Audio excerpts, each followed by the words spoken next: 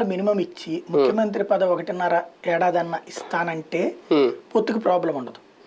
ఇవ్వకపోతే ఇప్పుడు సర్దుకుపోయేతే అంగీకరించే పరిస్థితి జనసేన కార్యకర్తలు ఉండదు. ఇంత దాకా వచ్చాక ఇప్పుడు పవన్ కళ్యాణ్ ఈ మాటలు మాట్లాడాక ఇప్పుడు గనక లేదు కాదు కూడదు అంటే పవన్ కళ్యాణ్ రేపు పొద్దున 15కో 20కో 25కో కమిట్ అయితే వీళ్ళు ఒప్పుకోరు. ఇప్పుడు అవును, ఒక రకంగా గెలుపు ధీమా ఏమన్నా పెరిగిందా పవన్ కళ్యాణ్ గారిలో అంటే నేను అనుకోవడం ఈ మధ్య జరిగిన ఏం కాదు. భారతీయ జనతా పార్టీ బలోపేతమైంది బాగా. ఇప్పుడు నెగిటివ్ ఎంత చేసినా కూడా నడుస్తోంది.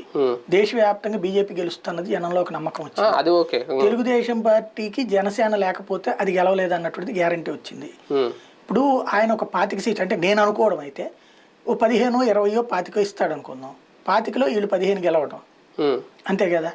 అదే భారతీయ జనతా పార్టీతో పొత్తు పెట్టుకుంటే బీజేపీ వాళ్ళు ఒక 50 సీట్లో పోటీ చేస్తారు, ఈ 125లో చేస్తాడు. ఈయన 15 గెలుస్తాడు, 15 గెలుస్తాడు. అప్పుడు దాంతో పొత్తు పెట్టుకుని వాళ్ళని గెలిపించి ఈయన 15 తీసుకోవడం కంటే అదే వీళ్ళతోనే పొత్తు పెట్టుకుంటే సెంటర్లో రేపు పొద్దున పవర్ కూడా ఇస్తారు ఇతనికి. అంతే కదా, సెంటర్ లో పవర్ కూడా ఇస్తారు. కేంద్ర మంత్రి 1-2 ఇస్తారు, కథ నడుచుద్ది.